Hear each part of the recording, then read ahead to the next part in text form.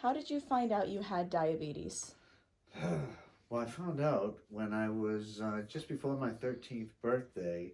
Um, I was getting very, very sick. Like I was going to school. I was a freshman in high school, and I couldn't make it through a whole class without having to ask the teacher to go to the bathroom.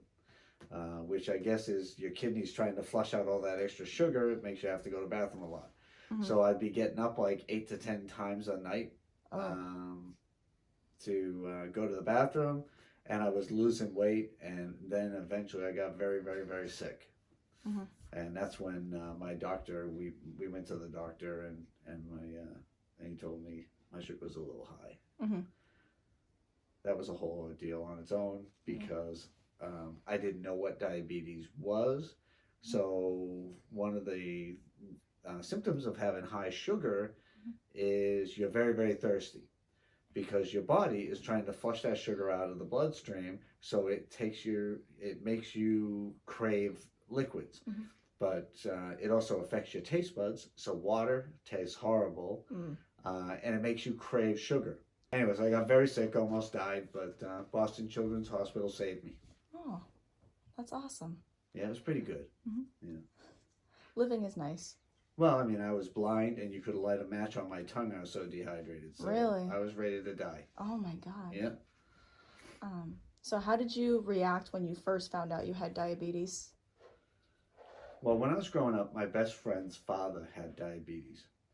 And back then, this is, in the 70s, um, right before we'd eat any kind of meal at his house, his father would like draw up a needle, a syringe with insulin in it.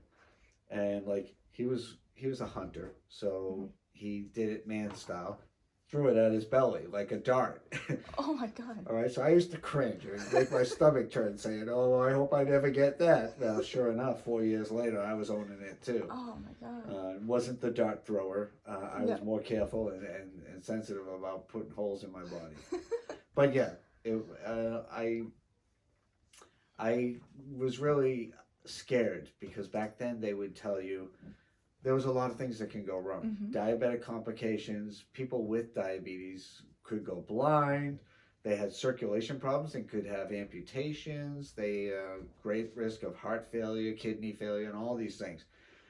I had it in my head at an early age that I probably wasn't going to live past 35. That's the Mm. impression they gave me. Yeah. Like I got a death sentence. So Uh-huh. I was very depressed about it. Hmm. So Thanksgiving just passed and Christmas is coming up soon. These holidays are highly centered around food, and people usually eat large meals to celebrate with their families. Has diabetes impacted how you feel about these holidays? It certainly did early on. It would be a nightmare to eat a big Thanksgiving meal when you had to have only a half a cup of potatoes Mm-hmm. and a quarter cup of corn or any other sweet veggies. Meats, you didn't really have to count that much, although we always did. You couldn't have more than 6 ounces of meat or these prescribed things. Made it very difficult because there everything smells so good. You want to eat a lot, Mm-hmm. and you couldn't. Mm-hmm. So it used to be bad. Nowadays, I only count carbohydrates and sugars that I eat. I don't have to count meat, and most veggies do not require me to count them. Salad greens, things like that. Mm-hmm. Some veggies have sugar in them, starchy things like corn or I think peas. But Yeah. uh, but for the most part now, I just kind of monitor what I eat and I look at it and I say, listen, if I want a big pile of bread stuffing, Mm-hmm. which is a huge carb, shoot your sugar right through the roof, I can eat as much as I want as long as I track it and I tell my remote control and it delivers the amount of insulin to counteract it. So diabetes is a breeze during the holidays now. I can eat whatever I want and the amount I want. That's nice. Yeah, That's yeah, wonderful. you don't have to hide from ice cream and sweets anymore. Yeah. How do you feel your life would be different without diabetes? Hmm. Well, when I became diabetic, my sugar got very, very high to the point where I was blind and my body was dying. And I did severe kidney damage to it. I've literally been in stage 3 kidney failure ever since I was 13 years old. Um, now I monitor it. I see a doctor every 6 months. They watch it. It has not changed in the last 20 years. It's steady there. So I'm very fortunate that it never got to stage 4 or any of those things where you need dialysis. Eye health is another thing that diabetes affects.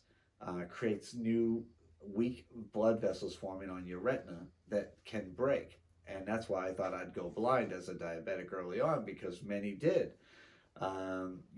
Your circulation gets hampered, and new little blood vessels, weak blood vessels, form on your retina, and then they break, and blood gets all over it, clotting, and eventually you're blind.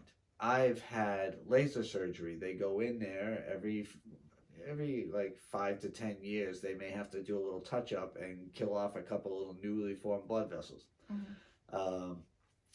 But because of that surgery, I have night blindness and color blindness, because the rods and cones get damaged at the same time that they're burning your retina, basically.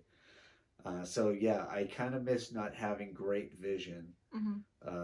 That it affects my driving. It affects how confident I am on my motorcycle. I gotta like look left and right like 3 times to make sure that I didn't miss anything. So that is a bit of, I miss not having good eyesight. Right.